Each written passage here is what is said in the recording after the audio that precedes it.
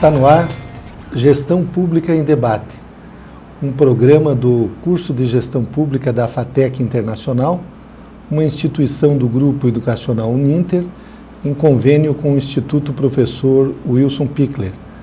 Este programa tem o apoio cultural do Instituto Professor Wilson Pickler e ele é também transmitido pela TV Comunitária de Curitiba, canal 5 da NET, 72 da TVA, a CWB TV. E ele serve de complemento na formação dos nossos alunos do Curso Tecnológico Superior de Gestão Pública em Curitiba e em todo o território nacional. Hoje nós vamos debater modelos e execução de políticas públicas. E o nosso primeiro convidado é o professor Dr. Paulo Eduardo Sobreira Moraes. O professor Paulo é engenheiro florestal, ele é doutor em engenharia de florestas pela Universidade Federal do Paraná, é mestre em tecnologia pela Universidade Tecnológica do Paraná, na área de educação ambiental, especialista em metodologia da ciência com habilitação em magistério superior pelo IBPEX. Ele também é licenciado em administração pela Universidade Tecnológica Federal do Paraná, engenheiro químico, aliás, de formação, ele é engenheiro químico pela Universidade Estadual de Maringá, atua como professor universitário e consultor desde 1996 e é coordenador de pós-graduação e de projetos pedagógicos da Faculdade de Tecnologia Internacional, e também o professor Paulo Eduardo é professor da FACINTER, a Faculdade Internacional de Curitiba, desde o ano 2000. Professor Paulo, nós queremos inicialmente agradecer a sua presença em Gestão Pública em Debate, o senhor que também é professor do curso de Gestão Pública na modalidade presencial, nós esperamos que venha a ser também da modalidade à distância. Muito obrigado. E eu gostaria, professor Paulo, que o senhor fizesse uma análise, o que diferencia a gestão na iniciativa privada e a gestão na administração pública. Jorge, eu agradeço muito a você a oportunidade de estar aqui hoje com todos os seus telespectadores para a gente falar desse assunto tão importante que é o processo de gestão nas organizações privadas e nas organizações públicas. De fato, existe um modelo diferente de gestão historicamente construído para as instituições privadas, para as instituições públicas e para aquelas instituições que, mesmo sendo privadas, atuam na esfera pública. São organizações não governamentais que têm interesse público, mas funcionam como se fossem organizações privadas. De fato, a maior diferença entre todas essas organizações é especificamente o objetivo ao qual elas se propõem. As organizações privadas têm o objetivo de lucratividade. As organizações públicas têm o interesse de servir a sociedade. E as organizações não governamentais tendem a servir também ao público, mas buscam, principalmente, como fundo de causa, levar algum tipo de ideologia nas suas práticas de atendimento ao público. Então, alguns anos atrás, professor Paulo Eduardo, estava, podemos assim dizer, na moda o termo administrador. Então, se alguém se candidatasse a um cargo público, por exemplo, de prefeito, e ele tinha o diploma de administrador, ele já tinha um requisito a mais. Mas de talvez uns 10, 15 anos para cá, esse conceito de administração mudou, já se fala mais na gestão. Inclusive, o nosso curso, o curso de gestão pública, ele poderia ter até o nome de administração pública, mas me parece que essa é uma linguagem mais adequada para os dias em que nós estamos vivendo. Eu gostaria que o senhor nos fizesse uma diferenciação, se existe ou não, entre a gestão e a administração. E se há essa diferença, eu gostaria que o senhor pudesse nos explicar. A administração pode ser entendida tanto quanto uma prática de gestão, de gerir uma instituição, quanto uma ciência social aplicada, a ciência da administração.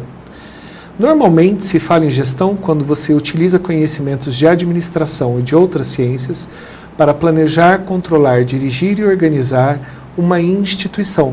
Então, o gestor é aquela pessoa que pensa estrategicamente, a partir de princípios científicos, na execução da tarefa de levar a organização a atingir os seus objetivos. Se nos anos 80 e 90 o administrador era entendido como a pessoa que dava soluções para a organização, hoje em dia o gestor é a pessoa que continua dando essas soluções, mas de um modo bastante aplicado.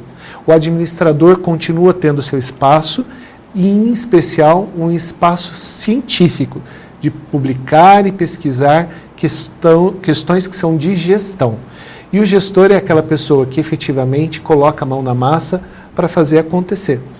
O gestor público, em especial, é a pessoa que vai estar preocupada em planejar, controlar, dirigir e organizar a esfera pública do Estado, que pode ser o município, que pode ser a unidade federativa e a União, para fazer com que a sociedade possa estar bem servida, num estado de bem-estar social. Então, por essa conceituação que o senhor está nos dando, professor Paulo Eduardo, o gestor ele vai além da própria ciência da administração. E utiliza os conhecimentos dessa ciência, assim como de outras, como, por exemplo, sociologia, economia, psicologia, porque ele trata com pessoas, portanto, ele utiliza conhecimentos dessa área, de direito, legislação, entre outras, para fazer com que a sua tarefa administrativa, dentro das prefeituras, dentro de secretarias de Estado, dentro de autarquias, dentro da esfera pública federal, possa atingir os objetivos. Então, agora, professor Paulo Eduardo, a forma do planejamento, ela também determina, digamos assim, a forma da aplicação ou da gestão de uma política pública. Nós, no período dos governos militares, nós tínhamos um tipo de planejamento que era até parecido com o próprio regime que nós estávamos vivendo, que era aquele planejamento normativo, onde os dados eram colhidos, os problemas sociais, e lá nas escrivaninhas, lá nas autarquias, nos departamentos, se planejavam aquilo que ia ser feito. Depois se adotou esse planejamento estratégico situacional, que é uma visão mais social, se consultam as pessoas. O senhor acha que a forma de planejamento ela pode influenciar também na forma de aplicação deste planejamento, ou seja, a forma de execução das políticas públicas ou não? Na verdade, nós entramos aí numa situação chamada de paradigma Tostines. Você se lembra daquela marca de biscoitos que dizia assim, Tostines. Eu acho que ainda existe. Acho que ainda existe. É mais gostoso porque está sempre fresquinho ou está sempre fresquinho porque é mais gostoso? É o planejamento que determina o estilo de gestão ou é a gestão que determina o estilo de planejamento? Na verdade, estão muito ligados um e outro. Na época do nosso regime militar, nós tínhamos uma prática de gestão muito tecnicista. Era uma coleta técnica de dados, uma análise também muito técnica e soluções técnicas desses dados que levavam muito pouco em conta as vontades políticas das populações para quais essas soluções eram concebidas, e se levava menos em conta ainda um projeto político de resgate de cidadania ou de resgate das condições socioeconômicas e políticas de uma determinada região, até porque naquele momento nós vivíamos um momento de repressão política. Bem, no movimento radical, nos anos 80, anos 90, nós tínhamos uma gestão que se propunha extremamente participativa. E era uma participação onde se discutia muito e se chegava muito pouco a objetivos que se queria atingir. E aí nós tínhamos aqueles momentos de reuniões populares, assembleísmos, aquelas assembleias que não terminavam e conferências que não terminavam, e chegavam no final das contas, quando o executivo tinha que mandar o projeto de orçamento para o legislativo no final do ano, baixava um monte de técnico, resolvia tudo que tinha que resolver, como esses técnicos se propunham a resolver, e mandávamos para a Assembleia ou para as câmaras, enfim, para quem ia decidir no legislativo a votação da lei orçamentária. Hoje em dia, busca-se um equilíbrio entre a solução técnica e a melhor solução social e política. Nós não podemos esquecer que o cidadão é também um cidadão político e que as manifestações desse cidadão político se dão através de associações. E essas associações têm interesses, essas associações percebem necessidades sociais. Me parece, então, que tem sido mais acertada a política de interlocução entre o executivo e a sociedade por meio das suas representações no planejamento daquilo que é o gasto do executivo, do legislativo, do judiciário, onde nós temos um meio termo entre a solução técnica e a solução política.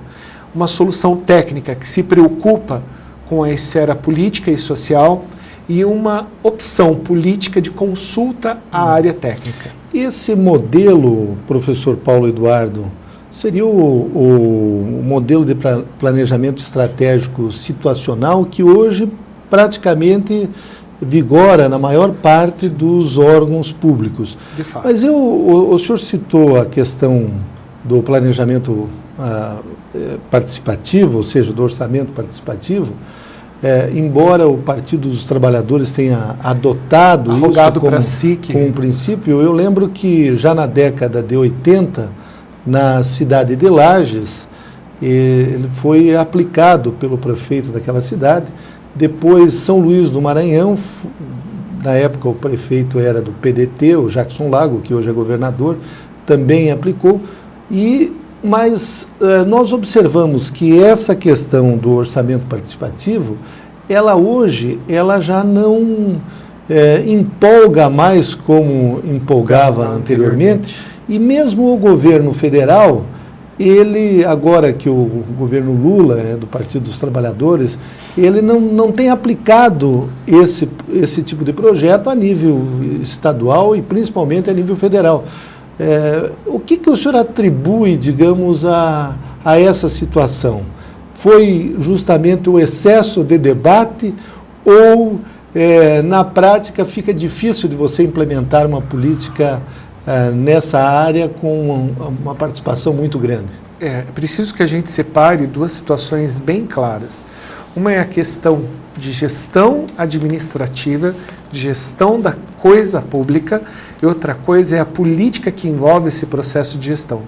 A maior parte das vezes existem interesses políticos e também interesses partidários atuando profundamente nas decisões executivas de efetivação de um projeto de gestão pública. Nesse sentido, às vezes é de interesse político abrir um pouco mais a discussão e a participação da sociedade, às vezes é de interesse político restringir o debate orçamentário de projetos, de tal modo que no Brasil é muito comum que o partido da vez, aquele que está na situação, utilize de aberturas mais ou menos democráticas em função de suas políticas. Tanto de país, tanto no sentido da União, quanto do Estado, quanto dos municípios. E uma coisa é o discurso, claro, e outra coisa é a prática. No Brasil, projeto que dá certo, ideia que dá certo, tem muito pai.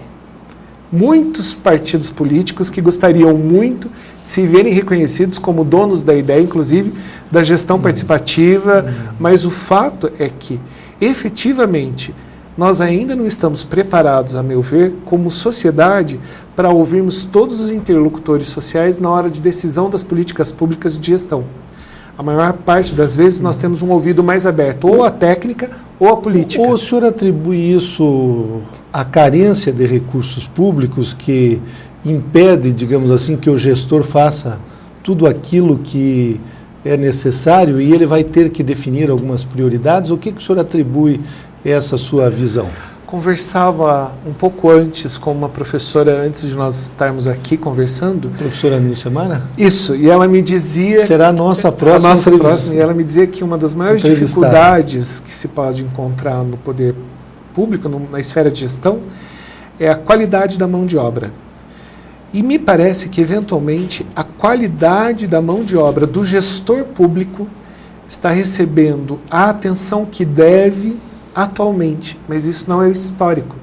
De modo que nós tivemos, e às vezes em alguns municípios ainda temos, em algumas secretarias ainda temos, em alguns órgãos públicos federais ainda temos, gestores que não estão adequadamente preparados e que tomam decisões inadequadamente, ou por interesses próprios, ou por interesses políticos, ou por interesses outros, que não o da eficiência e da eficácia da atividade de atendimento à sociedade que o Estado deveria propor.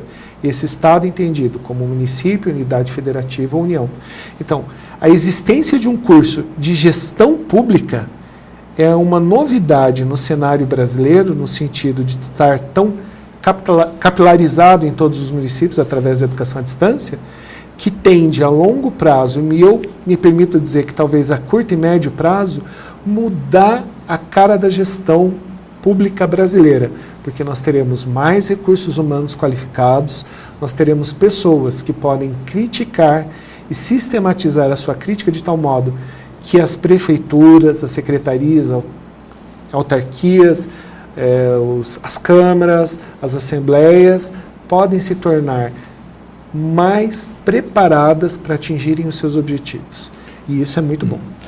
Então, professor Paulo Eduardo, o senhor é professor da disciplina Modelos de Gestão. Modelos de Gestão. Eu gostaria que o senhor nos apontasse,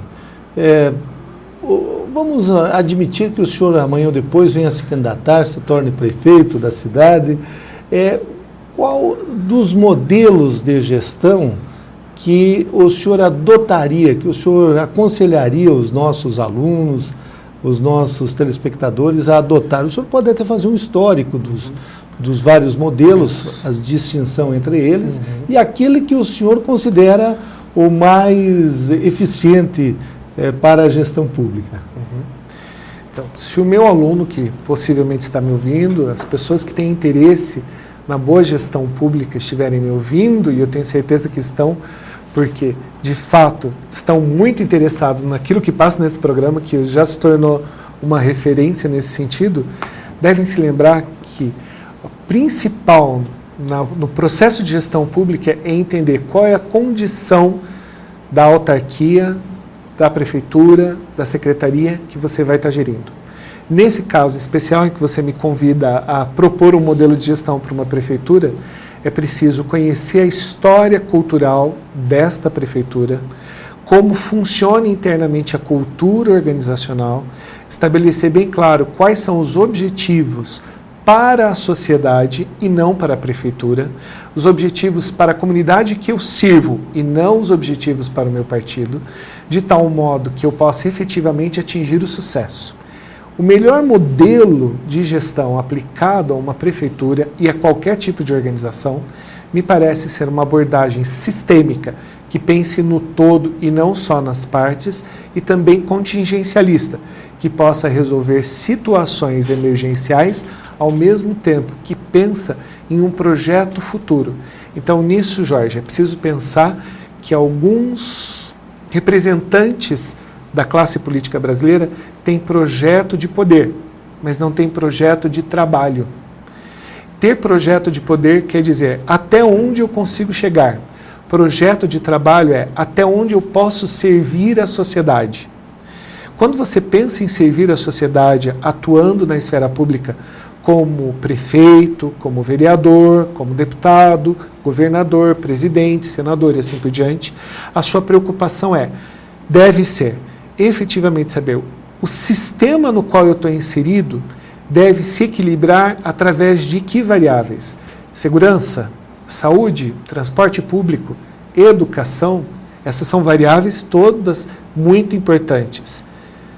Assistencialismo, hoje em dia assistencialismo não tem a mesma vocação de que tinha na década de 70 ou na década de 80.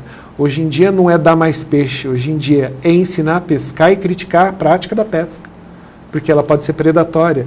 E nós alimentamos hoje e matamos depois. Não é bem isso. É preciso pensar naquilo que é o sistêmico e na questão contingencial, resolvendo problemas hoje que garantam uma situação harmoniosa no futuro.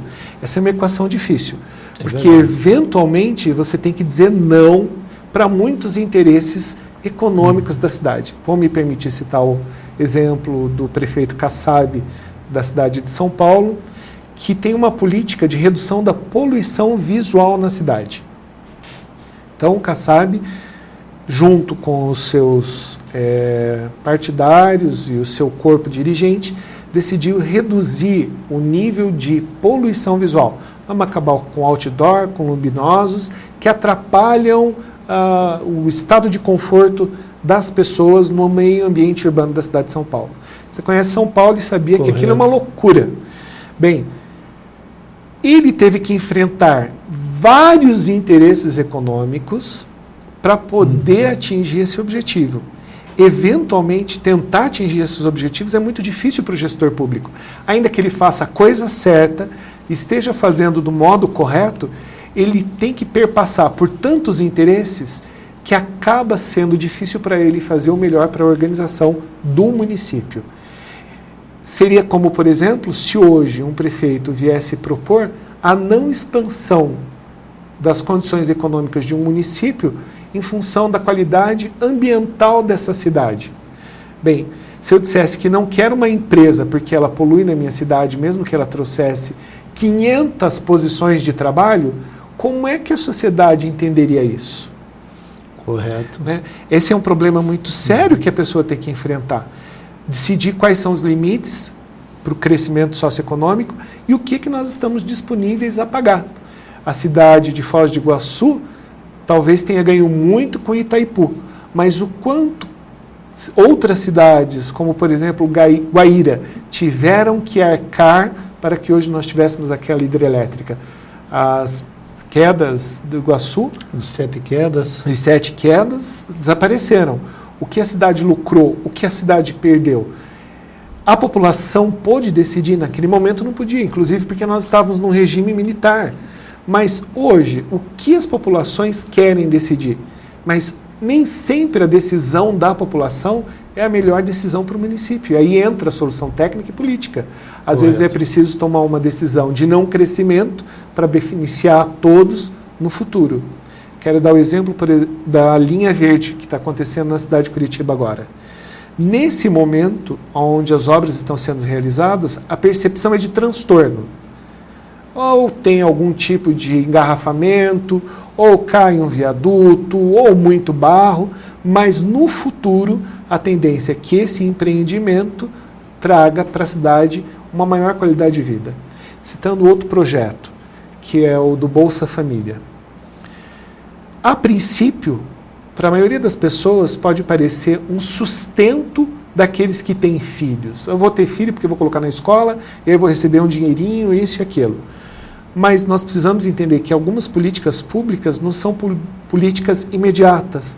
Elas têm que ser percebidas no longo prazo. As crianças já estavam aí, algumas delas estavam fora da escola, e a política da Bolsa Família pode fazer com que essa criança se insira no ambiente educacional. E é melhor ter uma criança no ambiente educacional do que nas ruas.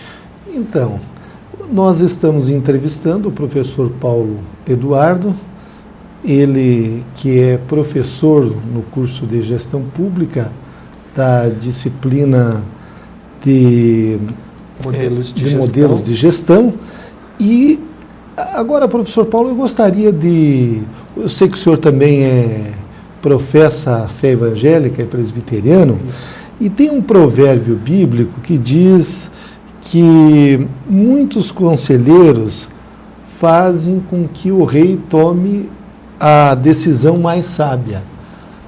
Isso também se aplica à gestão pública? Com certeza.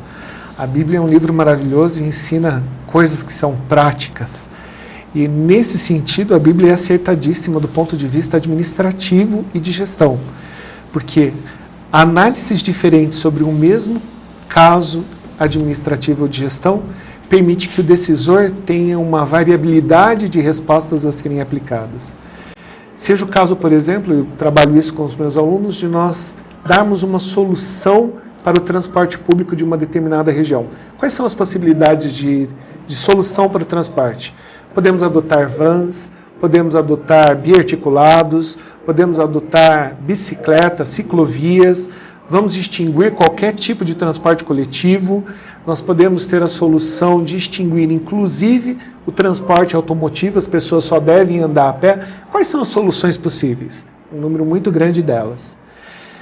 Analisar essas soluções e encontrar a melhor solução é uma tarefa muito difícil. E o rei, ou seja, o gestor público, seja ele o prefeito e assim por diante, com a multiplicidade de opções, pode escolher aquela que melhor se aplica ao seu município, ao seu reino, de tal modo que o povo, que é o objeto final de toda a benfeitoria pública, possa viver em melhores condições.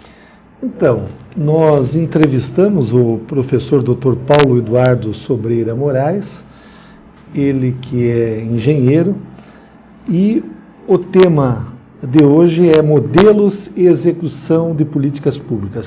Professor Paulo, queremos agradecer muito a sua presença. Você é uma pessoa gentilíssima. Obrigado. Quem o conhece pela TV tem uma vaga ideia do quanto ele é uma pessoa amável e gentil. Obrigado. Eu agradeço muito essa oportunidade e a todos vocês que estiveram conosco até agora.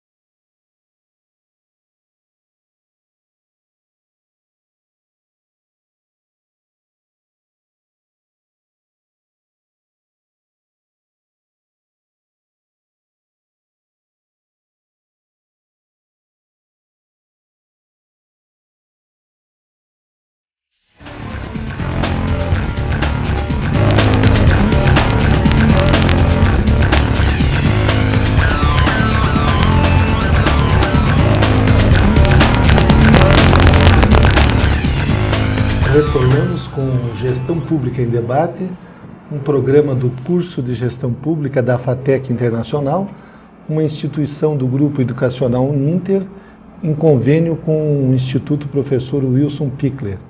Este programa, ele complementa a formação dos nossos alunos do curso tecnológico de Gestão Pública em Curitiba e todo o território nacional. Ele também é transmitido pela TV Comunitária de Curitiba, CWB TV, canal 5 da NET, 72 da TVA. Hoje nós estamos debatendo modelos e execução de políticas públicas. E a nossa entrevistada é a professora especialista Nilcemara Leal Molina. Ela é coordenadora do curso presencial de Gestão Pública da FATEC Internacional, é especialista em Educação Tecnológica, especialista em Educação Básica e Inclusão, também a professora Nilcemara é especialista em Psicomotricidade Relacional Sistêmica, é graduada em Pedagogia pela Universidade Federal do Paraná, com habilitação em Supervisão e Orientação, Administração Escolar e Pré-Escolar, é graduada em Biblioteconomia também pela Universidade Federal do Paraná, inclusive tem um livro nessa área. Ela é gestora da Rede Municipal de Curitiba desde 2003, da Rede Municipal de Educação, é professora de Metodologia Científica do curso de Turismo da FACINTER, é professora também de Metodologia Científica de Pós-Graduação, do IBPEX. Aliás, nessa área é que ela tem um livro, recentemente editado pela editora IBPEX. É professora também da rede estadual e da rede particular. Foi funcionária do IPARDES e do Banco Central do Brasil. Professora Nilcemara, nós queremos agradecer muito a sua presença aqui em Gestão Pública em Debate. Nós estávamos conversando com o professor Paulo Eduardo e ele até citou um exemplo a respeito de uma conversa que ele estava tendo com a senhora no carro, a respeito da maior dificuldade. Ele perguntava que a senhora tinha na área da execução dos programas públicos, ou seja, das políticas públicas. E a senhora disse que a maior dificuldade era sempre no setor dos recursos humanos. Eu gostaria de saber, a motivação do servidor não faz muitas vezes com que aquela política pública atinja um melhor resultado? Um time motivado, muitas vezes, ele surpreende, ele atinge resultados melhores. Na administração pública é assim também? Olha, professor, primeiro eu quero agradecer a oportunidade de estar aqui com o senhor, com o pessoal, né, que está aí tentando uma formação, e eu garanto para vocês que é uma coisa prioritária para quem vai ser gestor, precisa mesmo. Então, preste bem atenção nos programas, não percam nenhum, porque é muito legal.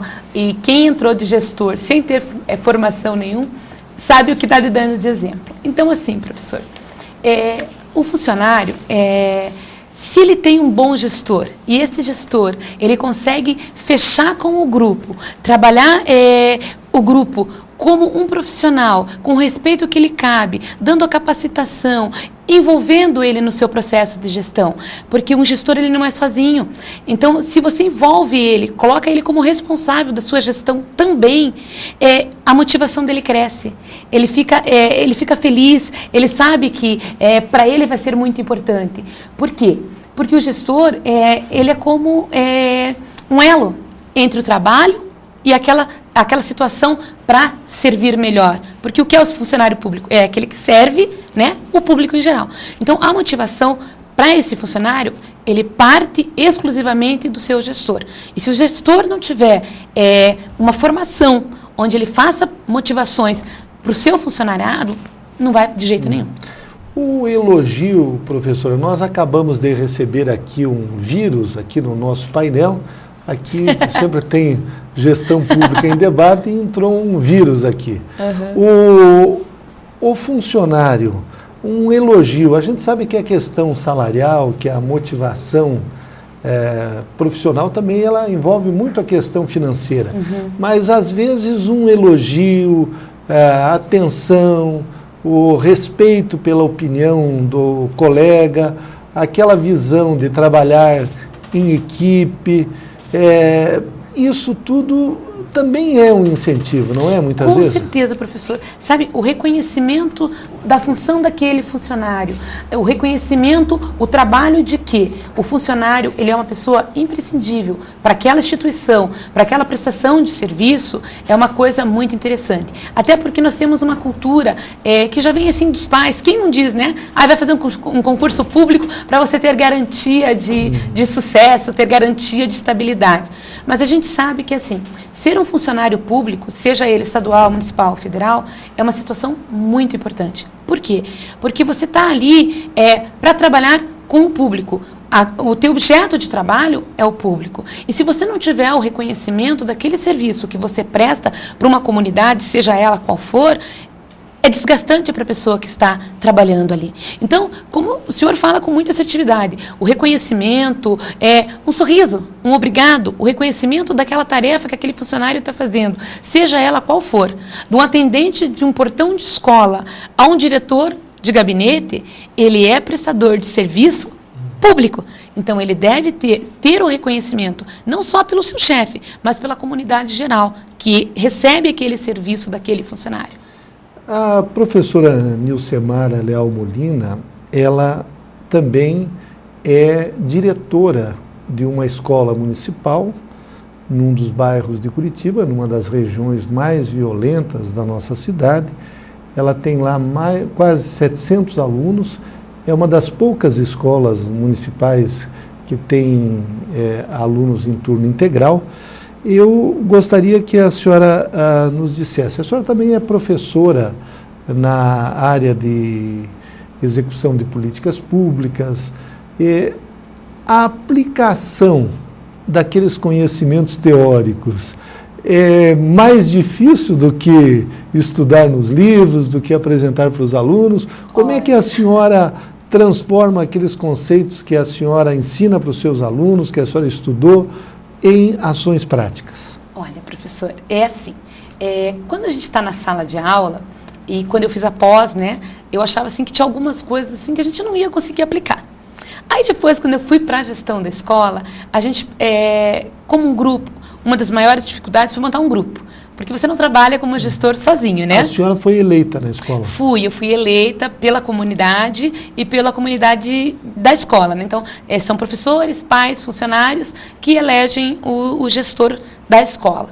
Então, assim, quando você entra na primeira gestão, e foi o meu caso, você vê assim, um nuance diferente, que é o que eu falo para os alunos. Você tem que trabalhar com licitação, você tem que trabalhar com logística, você tem que trabalhar com RH, você tem que trabalhar com cadastro de funcionário, você tem que trabalhar com doenças, né, que existem não só no âmbito municipal ou federal, em todas as profissões. Mas as doenças dos alunos e também dos servidores? Dos servidores. Então, assim, é uma coisa muito interessante, que às vezes você tem a impressão, sim, que você não vai dar conta. É o que eu digo para os alunos. Porque quando está no livro, a gente lê ali, os livros, geralmente, eles são resultado de pessoas que já passaram pelaquela lida, né? Pela labuta ali do serviço público. E, às vezes, no livro parece uma coisa muito bonita, o cara diz, mas aquele aplica. Quando ele cair lá no serviço, tem muita coisa legal que você pode fazer, sim. E muita coisa que está lá no material, que aquele gestor que já escreveu, aquele professor que já colocou, é porque ele já vivenciou. Então, assim, tem muita coisa que a gente acha que não vai dar conta. Mas acontece, você consegue dar conta sim, você consegue fazer, você consegue trabalhar. Na minha formação como pedagoga, eu não tenho momento nenhum contabilidade.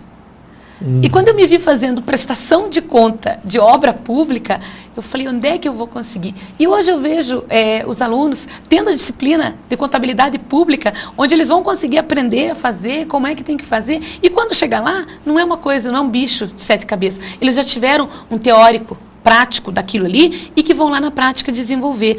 Ou quando a primeira vez que eu tive que fazer uma licitação, eu nunca tinha visto um processo licitatório, eu não sabia nem onde que começava, de que jeito que terminava. E hoje eu vejo os alunos criando processos dentro da faculdade, aplicando, criando planos de ação. Eu, quando fiz o meu plano de ação como diretora, eu não sabia muito bem como é que funcionava. Hoje não, hoje, depois de 2 gestões, a gente já aprende a fazer. Mas na primeira, sim, muito problema. E eu vejo os alunos lá, alguns professores montam deles em mostrar, pedir assinatura, daí você olha aquele plano de ação certinho, do começo ao fim, que é só chegar em algum lugar e aplicar. Então, assim, faz muita diferença, professor. A senhora, como gestora, além de professora, mas como gestora de uma escola, a senhora tem algumas ações que são rotineiras, sim, né? Todos os dias tem aquele tipo de... os conteúdos que os professores têm que ministrar, a grade horária, aquela coisa toda que nós conhecemos. Mas, eventualmente, tem alguns programas. Como é que a senhora administra esses programas? A senhora executa esses programas? Estabelece, por exemplo, eu sei que na sua escola tem um programa da área de informática. A senhora definiu esses programas antes, estabeleceu? Como é que surgem os programas assim, e como é que eles são executados?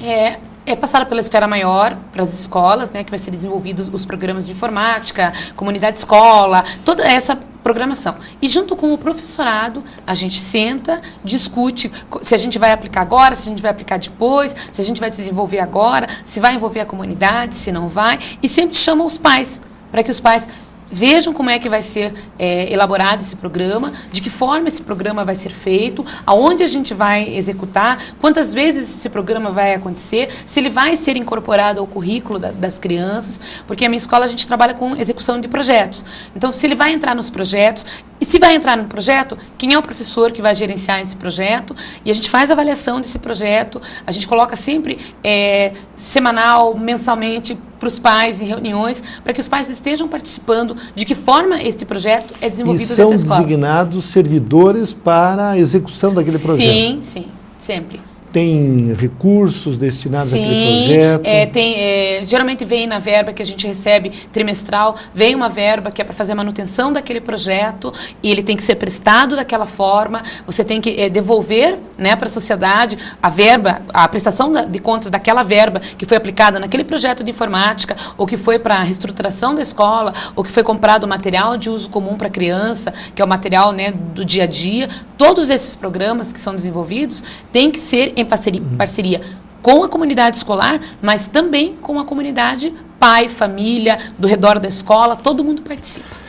Professora Nilciomara, eu gostaria que a senhora nos desse um exemplo prático. Como é que a senhora, por exemplo, dirigindo uma escola numa região muito carente, de alto índice de violência, a senhora consegue fazer com que a comunidade se envolva pela preservação da escola? Ou seja, não pichando os muros, não destruindo, quebrando os vidros, enfim, esses problemas de vandalismo que a gente enfrenta, e parece que a sua escola, nesse aspecto, é uma escola modelo em Curitiba. Olha, na realidade é assim, quando eu iniciei como gestora, a gente tinha alguns problemas. Por quê? Porque a comunidade não reconhecia a escola como fazendo parte de um acervo público dela. Porque todos nós temos que cuidar do acervo público, porque ele é nosso, já está no nome, é público, é nosso, é da população. Então, assim, eles tinham o hábito de que... eu lembro que no primeiro ano, no primeiro mês que eu assumi, foram 1.500 vidros quebrados da escola. 1.500? Praticamente todos os vidros? Do complexo 2, que eu sei, assim, eu tinha vontade de chorar quando me chamaram, eu vi aqueles vidros todos quebrados, eu falei, meu Deus, será que as pessoas não sabem que esse é o dinheiro que eu vou ter que tirar do material das crianças para arrumar essa escola? Aí, junto com a própria comunidade, junto com a secretaria, a gente começou a fazer um trabalho de conscientização de pais, das próprias crianças. Começamos a abrir a escola no final de semana para que eles pudessem usar a quadra, utilizar o material. Não vou dizer que hoje em dia não aconteça, professora, porque assim, o senhor sabe que a região onde a gente tem escola é uma região que prolifera muitas gangues.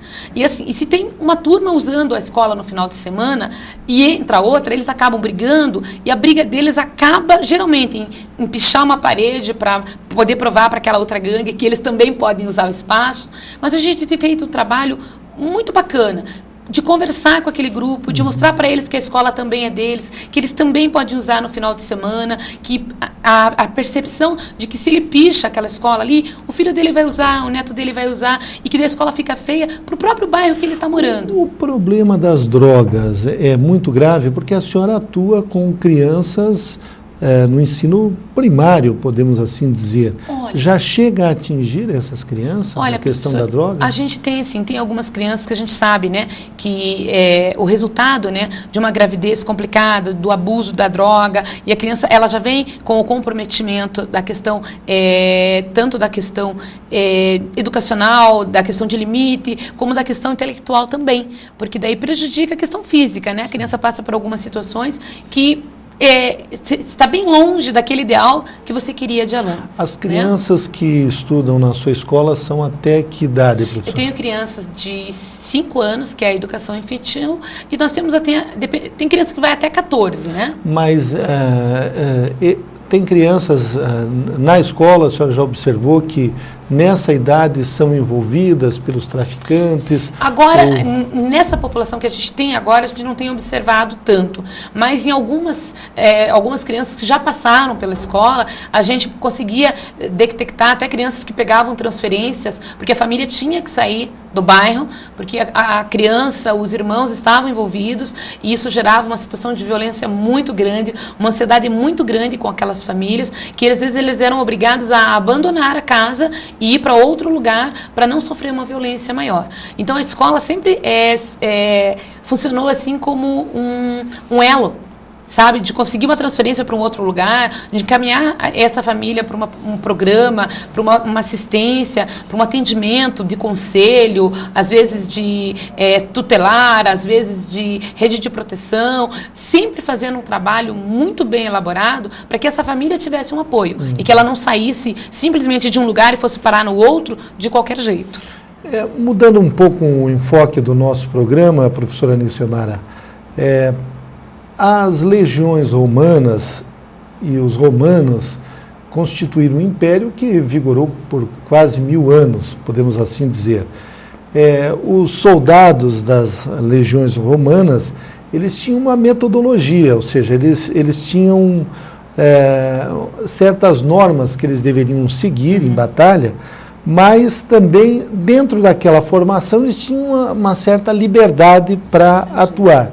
Trazendo esse exemplo para a gestão pública, para os nossos dias atuais, nós sabemos que a senhora administra uma escola que tem regulamentos, que tem normas, mas ainda há condições de inovar, de, em certas situações, buscar soluções que não estão lá no caderninho? Tem, professor. Na maioria das vezes a gente tem, assim, a gente tem o ideal de legislação, a gente tem o ideal de normas, mas muitas vezes a gente que está na gestão tem que fazer a adaptação para a sua comunidade, para a sua realidade. Então, a gente tem essa liberdade, mesmo que vigiada, né? A gente consegue, sim, fazer algumas situações, alguns trabalhos, chamar a comunidade, resolver algumas situações, criar em cima das normas, sem ferir de jeito nenhum, porque como você é um funcionário público, você sabe que quando você presta um concurso, você assina uma normativa de qual é o teu papel. Então, dentro dessas normas, você consegue, sim, atingir uma comunidade, atingir um grupo de pessoas que você está fazendo aquela gestão ali do teu grupo de profissionais, tranquilamente. Você consegue criar novas normas em cima das normas que já estão estabelecidas para que você possa ter um convívio tranquilo, simpático, como dizem os meus professores. Exato. Então, nós temos mais algumas perguntas da professora Nilcemara. Eu gostaria de saber como é que se avaliam os resultados de uma política pública. A senhora também é professora nessa área de gestão e a forma como esta política é executada, o modelo de gestão adotado, ele muitas vezes influencia positivamente ou negativamente esse resultado, ou também tem um pouco das características pessoais do gestor? Se ele for um empreendedor, se ele for uma pessoa motivada, ele, independente do modelo de gestão adotada, ele atinge os objetivos. Olha, professor, é assim, o modelo vai ajudar, com certeza, porque se você tiver um modelo engessado, você não consegue sair do lugar, né? O modelo sendo, flexível e ajudando, vai depender muito do gestor. Porque você pode ter toda a flexibilidade do mundo. Se você não tiver uma formação, se você não buscar e se você não tiver esse jogo de cintura que a gente tem que ter hoje para ser um gestor, que hoje você já não pode seguir alguns modelos muito fechados.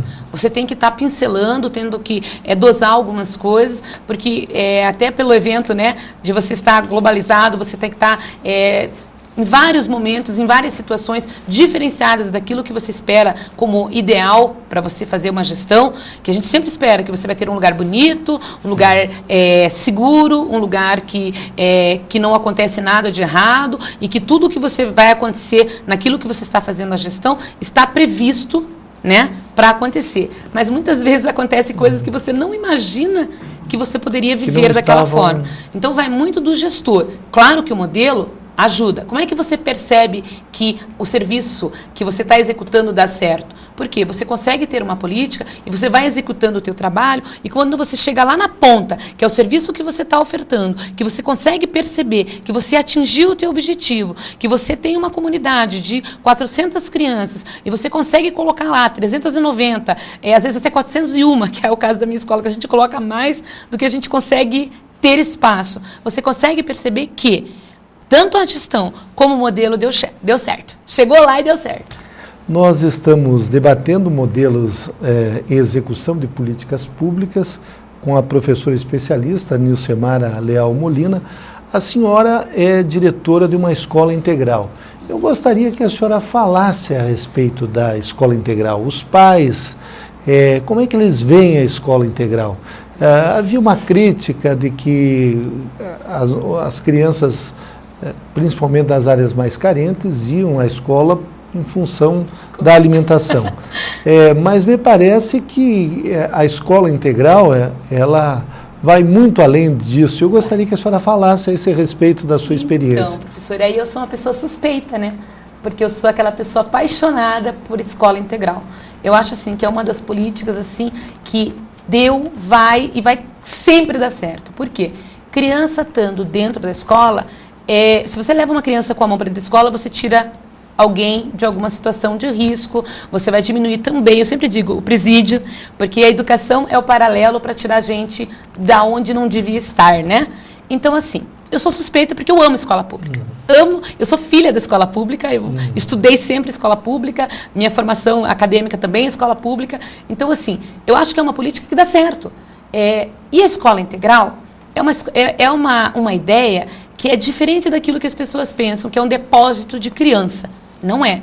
Lá a gente trabalha com projeto e contraturno. Então, a criança que entra às 8 da manhã e vai para uma sala de aula assistir o conteúdo comum, português, matemática, história, geografia, depois do almoço, nós temos o almoço na escola, depois do almoço ela passa para as oficinas. Então, ela vai trabalhar lá oficina de movimento, oficina de artes, oficina de literatura, vai trabalhar com práticas ambientais, vai desenvolver em jogos cooperativos. Então, assim, como que uma situação dessa não vai dar certo?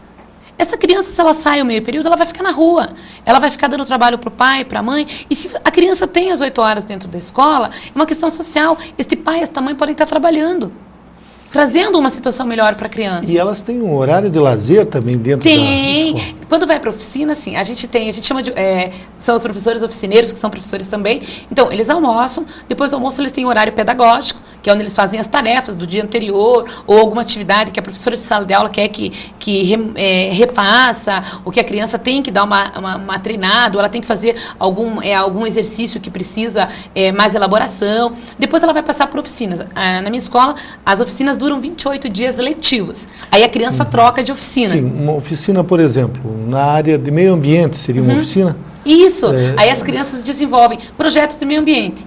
Vão estudar, vão saber como é que funciona, plantam árvores em torno da escola, verificam a questão de lixo, trabalham com a questão de reciclagem, fazem jornalzinho dentro da escola, sensibilizam as famílias, trabalham com a coleta de lixo dentro da escola, eles cuidam muito da questão do almoço, para ver se as crianças estão almoçando corretamente, se aquilo que sobra do almoço está sendo designado para o lugar certo. Então, eles dentro da escola criam o hábito e a política de estar administrando dentro das oficinas tudo o que acontece. Até porque nós temos um projeto na escola, que não é um projeto, é o tema gerador, que é o mundo em que vivemos. E dentro desse mundo em que vivemos, os professores desenvolvem os seus projetos, colocando todos os eixos, né, os conteúdos das séries necessárias para eles trabalharem. Então, assim, não tem como não dar certo, professor, uma escola integral. Professora Nilcemari, como é que a senhora tem acompanhado os alunos que estudaram em escola integral? Evidentemente que isso é de uma forma não científica, mas a vida deles no futuro deles é melhor do que aqueles que estudam em escola normal? Sábado, faz uns 2 sábados, eu tive um sábado letivo com as crianças. E a gente estava fazendo um repasse lá de um trabalho de informática, quando eu vi um rostinho sentado lá no meio do grupo lá, era um ex-aluno que veio contar para os nossos alunos que ele estava na Federal fazendo História e que ele tinha feito desde da pré-escola, né, lá na nossa escola. Aí as crianças ficaram assim apaixonadas. E a gente sempre está recebendo ex-aluno que vai lá para ser amigo da escola, que vai lá para ajudar. Eles não perdem o contato, porque eles passam muito tempo conosco. O senhor há de convir que das 8 da manhã às 5 da tarde, 5 dias por semana, é muito tempo. Então, eles criam com a gente um elo muito grande. E as crianças voltam, os adultos voltam, os pais trazem os filhos para estudar na nossa escola. Então, tem aluno que chega e diz, eu fui aluno aqui. E agora já é pai, agora, né? Já é pai e já está lá na escola também. E a maioria dos nossos pais, dos nossos alunos, estudam à noite na escola. no CEBEJA. Ah, Então, durante sim. o dia, as crianças O ficam lá. CEBEJA é educação... É, de jovens e adultos, Sim, né? é tipo antigo supletivo. mais ou Isso, menos. trabalho por módulo. Então, eles ficam. Então, a gente tem um contato muito grande. E os pais participam muito. Antigamente, a gente tinha um déficit muito grande. As crianças, os pais não participavam. Hoje em dia, a gente já tem que colocar, assim, número de cadeira e confirmar a presença para saber quantas cadeiras você vai distribuir. Muito bem. Então, nós entrevistamos a professora especialista, Nilcemara Leal Molina, ela que é pedagoga, e o tema de hoje foi modelos e execução de políticas públicas. Professora Nilcemara, muito obrigado. Obrigada, professor. Foi um prazer ter gestão pública em debate. Nossa, eu que fico feliz, agradeço a presença de vocês, que vocês estão aí assistindo. E assim, gente, fica de olho, olha lá, anota tudo, não esqueçam nada. O professor é uma pessoa bem comprometida com a gestão pública, vem somar com a gente para que saiam gestores daqui a um tempo maravilhosos, dando assim, ó, exemplo de gestão. Muito bem, obrigado, professor.